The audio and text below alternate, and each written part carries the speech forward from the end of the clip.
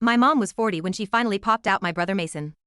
Because she was obsessed with some pseudoscience bullshit about caloric restriction leading to immortality.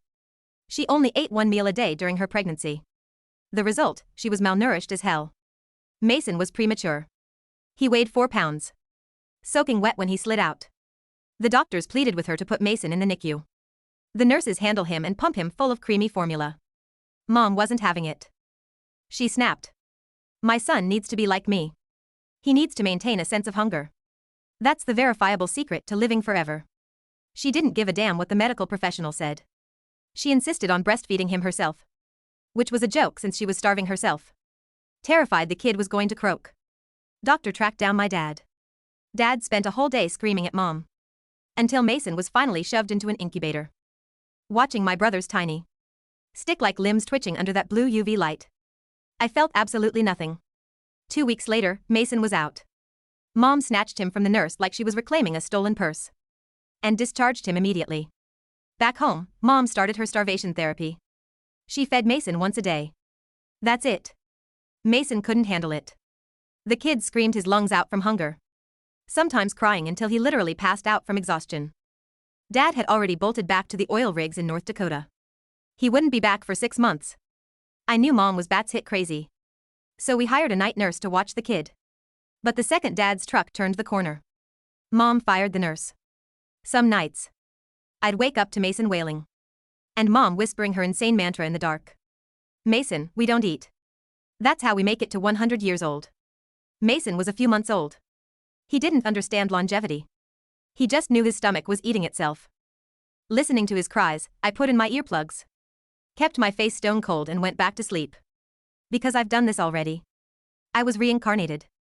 In my last life. Mom starved him just like this. Mason used to come to me with tears in his eyes, begging, Harper. Please, my tummy hurts. I was weak. My heart broke for him. I used to sneak him snacks constantly. Later when he got sick, he blamed me. He said I ruined his longevity. When my asthma flared up, he hid my inhaler and watched me suffocate. This time, I'm not messing with his destiny. Thanks to Mom's starvation regime. By the time Mason was 1, he weighed 16 pounds. Looks like a shriveled alien compared to the other toddlers. The suburban moms in our gated community would gather at the park to humble brag about their kids. My mom would puff out her chest and say, Mason is such an angel. He never cries. Never fusses. He just eats his one meal and sleeps. The other moms looked at her with envy, praising her for birthing such a chill baby. Only I knew the truth. Mason didn't cry. Because he learned early on that screaming didn't produce milk. So he saved his energy. He slept all day because his body was literally shutting down. To conserve calories. Dad tried to argue with Mom at first during his brief visits. But seeing that the kid wasn't dead yet, he stopped caring. I was attending college locally. Every time I came home, Mom would nag me to join her starvation cult. Sick of her voice, I moved into the dorms and stayed there. I worked double shifts during breaks just to avoid that house. 3 years later, it was time for Mason to start preschool. He was stunted, short, slow, lethargic. The school realized he couldn't keep up and suggested putting him in the toddler room. He fit right in with the 2-year-olds. You couldn't even tell the difference. Mom told the teacher strictly Mason only requires 1 meal a day. The teacher thought she was joking. Or that Mason just had a small appetite. Being a decent human being. The teacher fed all the kids breakfast and lunch. He was shocked to see Mason attack the food like a feral animal. Licking the plate clean every time. First week of school. The teacher posted a video in the parent group chat of Mason eating. Captioning it, Mason is such a good eater. Mom saw that notification and went nuclear. She didn't even change out of her house slippers. She drove straight to the principal's office. When the teacher tried to explain basic biology, Mom started shrieking about how they were poisoning him with calories. She demanded the teacher be fired. The principal, realizing Mom was unhinged, refused to fire the teacher. And instead suggested Mason find another school. Mom dragged Mason out of there, cursing them all to hell. By the time Mason hit elementary school, he realized he was a freak. Other kids had shiny, thick hair. Mason's hair was sparse and looked like dead straw. The bullies had a field day. They called him Skeleton and Strawhead. Mason would cry and try to fight them. But he had 0 muscle mass. Couldn't run. He'd take 3 steps and gasp for air. One day he tripped on flat ground. Scraped his arm. It wouldn't stop bleeding. The teacher rushed him to the ER. The doctor said Mason's platelet count was dangerously low. And his blood wouldn't clot. Malnutrition, plain and simple. Mom refused to admit it had anything to do with her starvation gospel. She screamed at the doctor right there in the hospital room. "You hacks just want to squeeze money out of my insurance. You're making up diseases." I knew hospitals were scams. He turned to me, "Harper. You're a college student. Tell him I'm right." I nodded, bored. "Yeah, Mom. Sure, whatever you say." Feeling validated, she went back to verbally abusing the medical staff. Later at home, I was sitting at the table, eating a greasy cruller and drinking a latte. Doom scrolling on my phone. Mason watched the donut in my hand, his stomach making noises like a clogged drain. He swallowed hard, checking to make sure Mom was in the other room. He shuffled over to me and whispered, "Harper. I'm so hungry. Can I just have one bite?" I pretended I was deaf. I took a huge bite of the cruller, letting the sugar glaze flake off. Mason's stomach roared. He couldn't take it. He reached out and grabbed a donut strip. Just as he was shoving it into his mouth, Mom walked in. She slapped the food out of his hand, yanked him behind her and pointed a bony finger at me. "Damn it, Harper. If you want to die young, fine. But don't you dare ruin Mason's karma." I didn't back down. "Your son grabbed it with his own hand. Watch your kid better if you don't want him scavenging for scraps." Mason started crying, reaching for the donut on the floor. "Mom, it's not fair. Why does Harper get to eat 3 times a day and I can't?" Mom hugged him, cooing. "Harper is going to get married and leave. She's not truly family. Let her eat herself to an early grave. You are different. You are the only heir to this family. My precious boy, you need to live to be 100. Mom had found this hunger longevity theory on some obscure conspiracy forum. She treated it like the Bible. I picked up the dirty donut from the floor and tossed it in the trash. I looked at Mason. "Hear that? Mom says no. Be a good boy and starve or you'll ruin your karma. Don't want to die young, do we?" I grabbed my suitcase and walked out the door.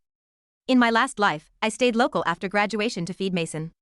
This time, I studied my ass off, got my teaching credentials, and moved to a mid-sized city 3 hours away to teach middle school. To keep Mason pure, Mom cut off his allowance, so he couldn't buy contraband snacks at school. Mason called me constantly, begging for 10 or 20 bucks via Venmo.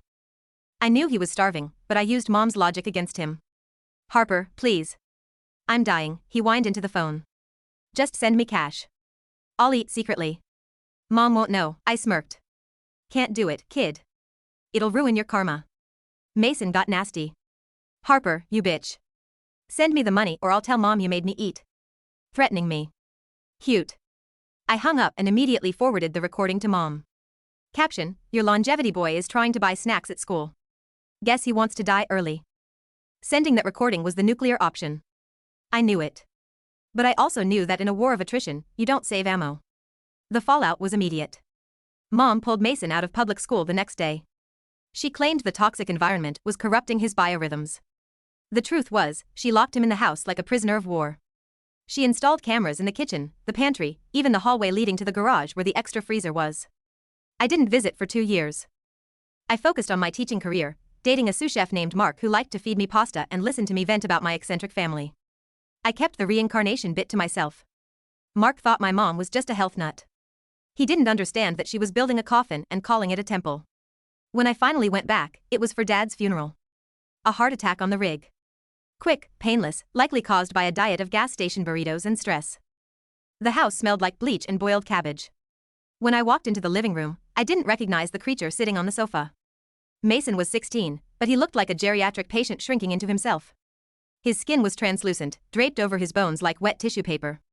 His eyes, however, were huge, bulging, manic, and terrifyingly alert.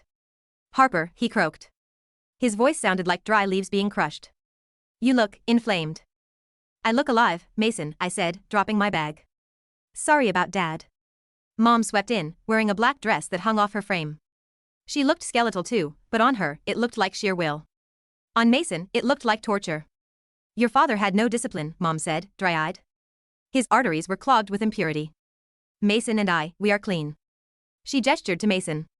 He stood up, his joints popping audibly in the quiet room. He didn't look at me with the pleading eyes of the toddler who wanted a donut anymore. He looked at me with something far worse, pity. I forgive you, Harper, Mason whispered, stepping closer. He smelled of acetone, ketosis gone wrong. Mom showed me the light. The hunger isn't pain. It's clarity. I see how sluggish you are. How gravity pulls on you. I felt a chill crawl up my spine. In my last life, Mason had been a whiny, entitled brat who blamed me for his misfortunes. In this life, the starvation hadn't broken him, it had warped him. He had hallucinated his way into a god complex. Sure, kid, I said, stepping back. Whatever helps you sleep. I don't sleep much, he smiled, revealing receding gums. Sleep is just a rehearsal for death. I only need 3 hours. The rest of the time, I meditate on the cell. I realized then that my plan to stand back and watch him fail had a flaw. He wasn't failing. He was evolving into something monstrous. Part 2, The Influencer. By the time Mason turned 18, the dynamic shifted. Mom wasn't the leader anymore, she was the disciple. Mason started a YouTube channel called The Zero State. At first, it was just him sitting in his dark room, ranting about autophagy and cellular recycling. But the internet is a freak show, and freak shows draw crowds. People were fascinated by this boy who looked like a Victorian ghost and spoke with the conviction of a prophet. He monetized his disorder. He sold air supplements and vibrational water. The money started rolling in. I watched his videos from my apartment, eating popcorn, feeling a mix of horror and déjà vu. Food is an addiction, Mason would say to the camera, his cheekbones casting sharp shadows. You are all slaves to your gut bacteria. My sister, she is a slave. She eats to fill a void. I have no void. I am whole. He was talking about me to millions of people. The comments were split between concerned trolls and a cult-like following who called him the Ascended One. One night, my phone rang. It was Mom. She sounded weak. Harper, you need to come home. Why? Did Mason finally eat a burger? No, she wheezed. I fell. My hip, it snapped. I drove down. The house was different now. The windows were tinted black to block harmful radiation. I found Mom in her bed. She looked terrified. Mason was standing over her, holding a glass of clear water. She stumbled, Mason said calmly, not looking at me. Her bones are porous. She cheated, Harper. Cheated? I asked, checking Mom's pulse. She was freezing. She was sneaking protein powder, Mason said, his voice dripping with disgust. I found the canister buried in the garden. She corrupted the protocol. That's why she broke. Impurity leads to fragility. Mom looked at me, tears leaking from her eyes. I was so dizzy, Harper. I just wanted a shake. You lied to me, Mason hissed. Suddenly, the frail boy seemed 10 feet tall. You said we would live forever. But you were eating behind my back. Mason, back off, I snapped. She needs an ambulance. No doctors, Mason said. They'll pump her with drugs. We heal naturally. I stood up, squaring off with him. I had 50 pounds on him, easy. Muscle, fat, water. I was a tank compared to his bicycle frame. I'm calling 911, I said. If you touch me, I will snap you in half like a dry twig. Mason stared at me. For a second, I saw the hatred from my past life flicker in his eyes. The brother who watched me suffocate. But he didn't move. He just smiled that gum-receding smile. Go ahead, he said. She's already out of the circle. She's useless to me now. Part 3, The Inheritance. Mom died in the hospital 3 days later. Sepsis. Her body had zero reserves to fight the infection. The will was a joke. She left the house and the entirety of Dad's life insurance to Mason. To me, she left a box of old Tupperware and a note that said, for your leftovers. Even in death, she was a petty witch. Mason didn't come to the funeral. He live-streamed a fasting vigil instead. I buried her alone, next to Dad. I thought that was it. I thought I could finally wash my hands of them. But the universe, and karma, has a funny way of circling back. 6 months later, I lost my job. Budget cuts at the school. My landlord decided to sell the building. I was suddenly adrift. And then, the letter came. It was from Mason's lawyer. Dear Ms. Harper. Your brother, Mason, requests your presence at the estate. He is in need of a manager for his expanding enterprise. He offers a salary of $150,000 a year, plus room and board. I laughed until I choked. Work for the Skeleton King? Never. But then I looked at my bank account. I looked at the eviction notice. And I remembered the past life. In that life, I had run away too late. I had let him get strong enough to hurt me. This time, I needed to be close. Not to save him. But to ensure he didn't come for me. He was rich, influential, and crazy. That's a dangerous combination. I took the job. Part 4, The Glass Castle. The house had been transformed. It was now the Institute. Acolytes, gaunt, hungry-looking teenagers, wandered the halls in white linen robes. Mason sat in Dad's old study, which was now stripped of all furniture except a single standing desk. He was hooked up to an 4-drip. Vitamins only, he assured me as I walked in. No calories. You look like hell, Mason, I said. And you look desperate, he countered. Welcome home, Harper. My job was managing the finances. It was absurd. He was raking in millions selling hope to starving people. I funneled the money where he wanted, but I also started skimming. A hazard pay fund. Just in case. Living there was a nightmare. The kitchen was locked. I had a mini fridge in my room that I had to padlock because the acolytes would try to raid it. I ate my meals in secret, feeling like a criminal for chewing a sandwich. Mason grew more paranoid. He started talking about the final transition. Biological immortality requires the shedding of the heavy organs, he told me one night. We were in the living room. He was shivering under 3 blankets despite it being July. The lungs are inefficient. The stomach is obsolete. You need lungs to breathe, genius, I said, reading a book. Do you? He mused. Or is breathing just oxidation? Rusting from the inside out. He turned his head slowly to look at me. Do you remember the inhaler, Harper? I froze. I hadn't mentioned the asthma. Not in this life. My asthma had been mild this time around, controlled. I kept my inhaler in my purse, but I rarely used it. What? I asked, keeping my voice steady. In my dreams, Mason whispered. I have dreams where I'm strong. And you're weak. You're clutching your chest, gasping like a fish. And I'm holding the little blue puffer. And I feel powerful. My blood ran cold. He remembered. Or the streams of the timelines were bleeding together. The starvation was thinning the veil between his conscious mind and his soul's memory. That's a weird dream, I said, gripping the book so hard my knuckles turned white. Is it? He stood up. He was using a cane now. You have asthma in this life too, don't you? I hear you wheeze when you sleep. The vents carry sound. Stay away from my room, Mason.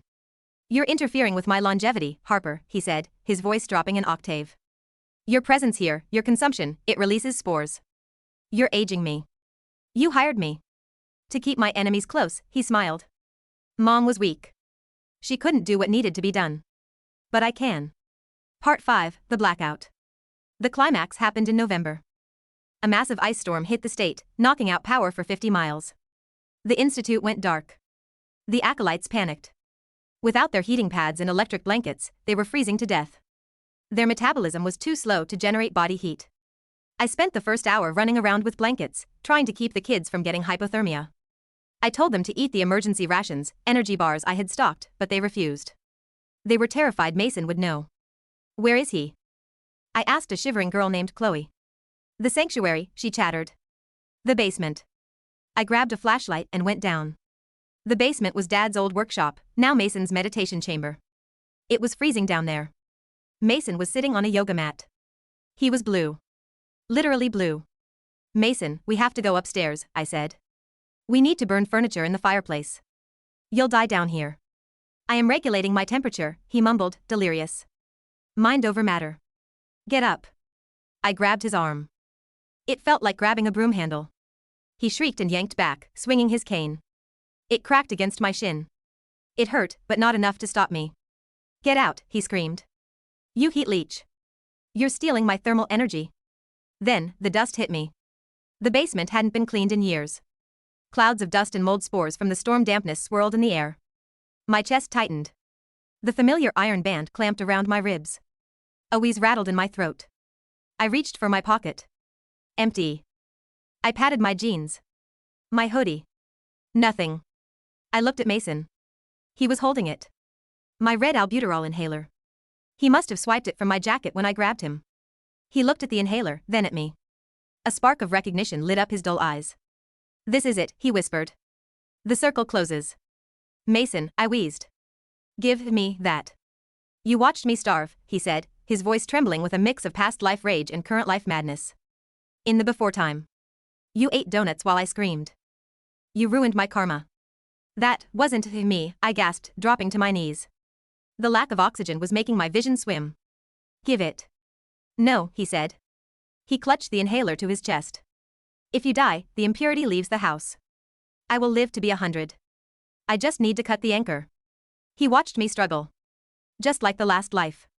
He was enjoying it. The starvation had stripped away his humanity, leaving only the reptile brain. I looked at him, this shriveled, pathetic king of nothing.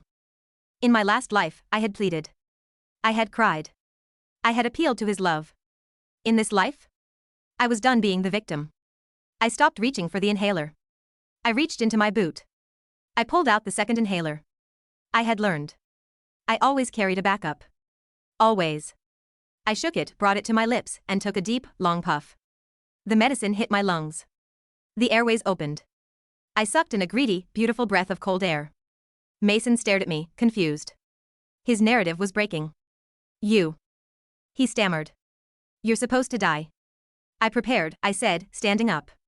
My voice was steady now. I'm not the same Harper. And you're not a god, Mason. You're just a starving boy in a basement. I walked over to him. He tried to raise the cane again, but he was too weak from the cold. I snatched the stolen inhaler from his hand. Then, I grabbed a protein bar from my pocket, a dense, chocolate peanut butter brick. Open your mouth, I commanded. No. Poison. I didn't have time for this. I pinched his nose. His mouth popped open to gasp for air. I shoved the bar in. Eat, I said. Or freeze. He gagged, he sputtered, but the sugar hit his tongue. The biological imperative took over. His body, starved for 20 years, overrode his brain. He chewed. He swallowed. And then he cried. Not the cry of a mystic, but the wail of a toddler. Part 6, The Aftermath. I dragged him upstairs. The fire department arrived 2 hours later. They took Mason to the hospital. This time, there was no mom to scream at the doctors. There was only me, the legal guardian of his estate. Tube him, I told the doctor. Whatever nutrients he needs. Fill him up. The fallout destroyed his brand. Photos of the zero-state guru eating a chocolate bar and hooked up to a feeding tube leaked to the press. I might have leaked them. His followers felt betrayed. The cult dissolved overnight. Mason spent 6 months in a rehabilitation facility. The refeeding syndrome almost killed him twice. When he finally came out, the damage was permanent. His growth was stunted, his bones were brittle, and he had the heart of an 80-year-old. He would never be immortal. He would likely die young, ironically, because of the damage he did trying to live forever. I sold the estate. I took my cut, a substantial one, and put the rest in a trust for Mason's medical care. I visited him one last time at the assisted living facility I moved him into. He was sitting in a wheelchair by the window, eating a cup of pudding with a shaking hand. He looked at me. The madness was gone, replaced by a dull, heavy regret. Harper, he said softly. I remember. I remember the other time now. Clearly. Yeah? I leaned against the doorframe, eating an apple. I killed you, he said. I hid the inhaler. I know. And this time, you saved me. I took a bite of the apple. Crisp, sweet, full of life. I didn't save you, Mason, I said. I just refused to play your game. You're alive, but you're just a guy. A sick, fragile guy. No destiny. No karma. Just calories. What do I do now, he asked, looking at his wasted legs. You eat, I said, turning to leave. 3 times a day. And you try to be a decent human being for however long you have left. I walked out of the facility and into the bright afternoon sun. I didn't look back. I had a dinner reservation with Mark, and I was absolutely starving.